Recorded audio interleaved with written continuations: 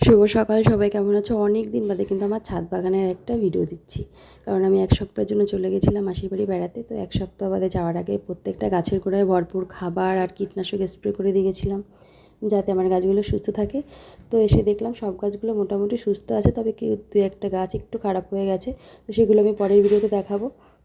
তার আগে বলি, বর্ষাকালে কিন্তু একটা ছাদ বাগানে আসার অনেক বেশি ফ্রেশনেস আছে, সেটা হচ্ছে প্রচুর কালারের পত্রলিকা ফুটে থাকা। সেগুলো দেখলে কিন্তু মন এমনি ভালো হয়ে যায়। আর এদিকে দেখো পার্সেলের মতো দুটো আমার হাতে, এগুলো হচ্ছে আমি মাসির বাড়ি থেকে গাছ নিয়ে এসেছি। আগেই বলেছি মাসিদের কিন্তু অনলাইনে গাছের ব্যবসা রয়েছে, তাই কিন্তু পার্সেলের মতো করেই যাতে গাছগুলো সুস্থ থাকে সেই জন্য কিন্তু ভাই এভাবে প্যাকিং করে দিয়েছে। তো গাছগুলো একদমই সুস্থ আছে।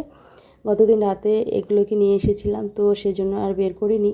তো আজকে তোমাদের দেখাবো বলে এগুলো খুলে দেখলাম, গাছগুলো বেশ ভালো আছে। দু একটা পাতা একটু কুঁকড়ে গেছে।